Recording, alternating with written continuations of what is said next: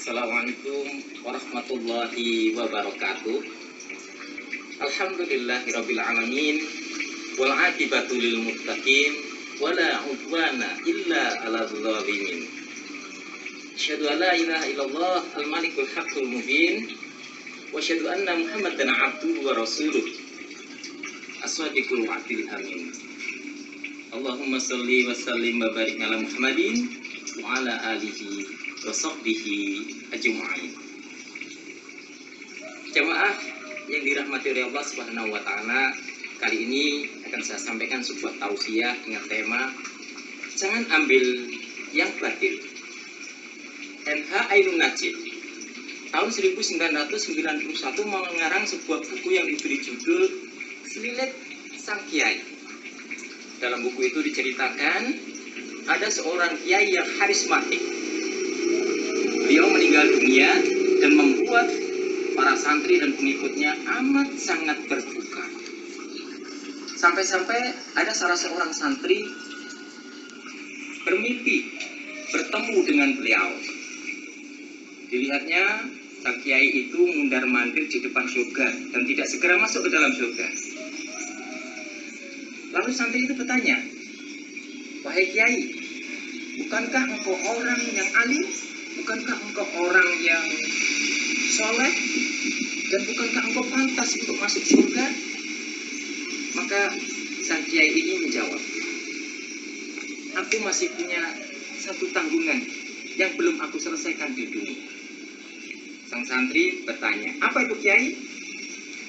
Kemudian kiai itu bercerita, dahulu pernah diundang kenduri. Lalu disajikan kepadanya makanan yang terbuat dari daging. Selesai makan, ada sisa daging yang terselip di antara gigi. Itulah yang disebut dengan selilit. Karena merasa terganggu, ketika pulang, sang kiai ini secara refleks nyeklek, memotong sebuah carang atau pucuk bambu yang menjadi pagar rumah seseorang dan dipakai untuk membersihkan selilit yang ada di sela-sela giginya. Carang inilah yang menjadi urusan bagi si kiai sehingga sang kiai tidak segera masuk ke dalam surga.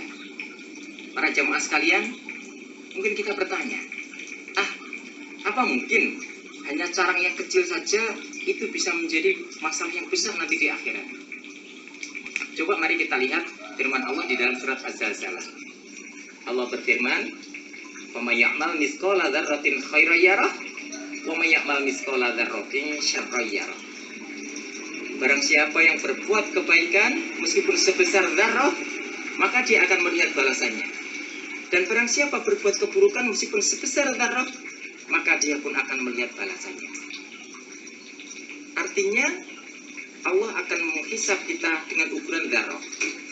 Orang Jawa mengatakan dzarrah itu sebesar biji sawi. Akan tetapi lebih kecil lagi, ada yang mengatakan sebesar atom, bahkan inti atom. Nah, kalau sebesar dzarrah saja diperhitungkan nanti sama Allah, lalu bagaimana dengan sebesar batang korek api, carang tadi? Tentu tetap akan diperhitungkan oleh Allah Subhanahu wa taala. Para jemaah yang dirahmati Allah Subhanahu wa taala, mari kita cermati kisah sang kiai itu lebih dalam. Pertama, kiai itu mengambil carang itu tidak sengaja, hanya refleks saja. Namun demikian itu sudah menjadi penghalang untuk segera masuk surga. Lantas bagaimana dengan orang-orang yang dengan sengaja mengambil yang bukan haknya? Dia merencanakan, merekayasa, bahkan memarkup data. Tentu nanti urusannya lebih besar lagi nanti. Yang kedua, yang punya carang itu tidak merasa kehilangan dan tidak merasa dirugikan, karena eksistensi daripada pagar itu tidak terkurangi dengan diambilnya satu carang itu. Lalu bagaimana dengan orang-orang yang mengambil milik orang lain yang bukan haknya, sampai-sampai itu merugikan orang yang diambil dan merugikan mengurangi eksistensi dari barang yang diambil, asal mula barang yang diambil. Yang ketiga, barang yang diambil sang kiai berupa carang tadi itu tidak ada nilainya. Jangankan dijual, diberikan saja, tidak ada yang mau menerima. Lalu bagaimana dengan orang yang dia mengambil dalam jumlah yang fantastis, yang kalau dihitung dengan ukuran dzarrah, maka nilainya amat sangat dahsyat. Masihkah orang seperti itu berharap telah mendapat surga dari Allah Subhanahu wa taala? Jemaah sekalian, maka mari kita ingat firman Allah di dalam surat An-Nisa ayat 29. Allah berfirman dan berpesan kepada kita, ya ayyuhalladzina amanu la ta'kulu amwalakum bainakum bil batil illa an takuna tijaratan an taradhi minkum.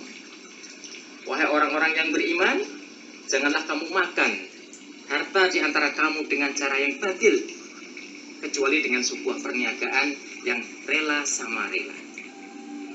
Jemaah sekalian, maka jangan sekali-kali kita mengambil hak orang lain. Oleh karena itu, jangan ambil yang batil. Billahi fisabilil haq, wastabiqul khairat. Wassalamualaikum warahmatullahi wabarakatuh.